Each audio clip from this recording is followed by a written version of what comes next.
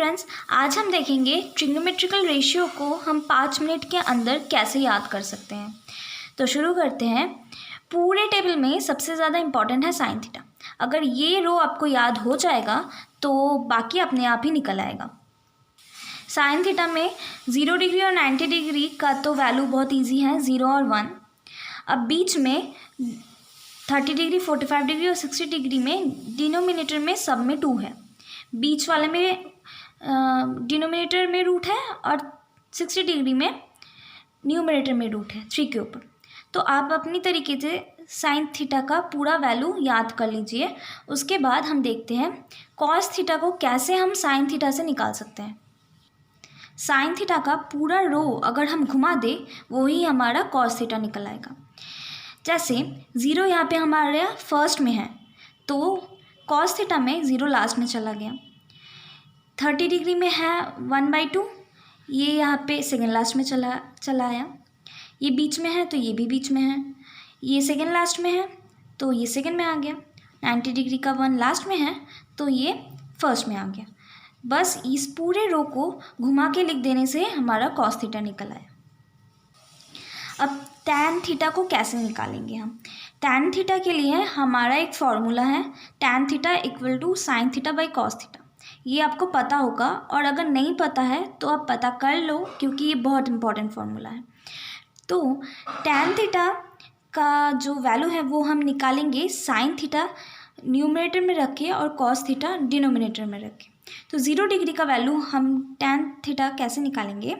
0/1 0, 1/2 by √3/2, 2 cut जाएगा, 1/√3, फिर 1/√2, 1/√2 दोनों कट जाएगा तो 1, √3/2, 1/2 तो 2 कट गया तो √3 और 1/0 नॉट डिफाइन। तो ऐसे हमारा निकल गया टैन थीटा। अब सेक थीटा, सेक थीटा और कॉट थीटा निकालना बहुत ही ईजी है। इसके लिए आपको ध्यान रखना होगा साइन थीटा को कोसेक थीटा के साथ, कॉस थीटा को सेक थीटा और टैन थीटा को कॉट थीटा। मतलब इस वैल्यूज़ को अगर हम रेसिप्रोकेट करते हैं तो ही हमारा उसका कनेक्टिंग वैल्यू निकल आएगा। और एक बार बोलती हूँ, साइन थीटा के साथ कोसेक थीटा, कॉस थीटा के साथ सेक थीटा और टैन थीटा के साथ कॉट थीटा। ओके, अब रेसिप्रोकेट करके देखते हैं।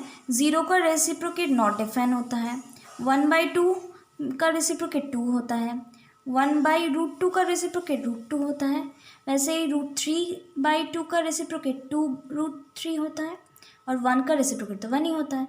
तो कोसेक थीटा हमारा निकल आया।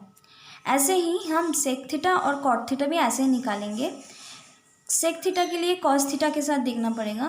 1 का रेसिप्रोकेट 1, √3/2 का रेसिप्रोकेट 2/√3, 1/√2 का रेसिप्रोकेट √2, 1/2 का रेसिप्रोकेट 2 और 0 का रेसिप्रोकेट नॉट डिफाइन।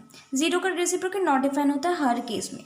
ओके, और वैसे ही टैन थीटा का भी कॉट थीटा के साथ ही होगा।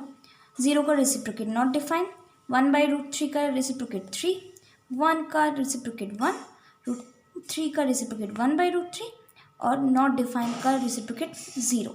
मतलब नॉट डिफाइन का रेसिप्रोकेट 0 होता है, 0 का रेसिप्रोकेट नॉट डिफाइन।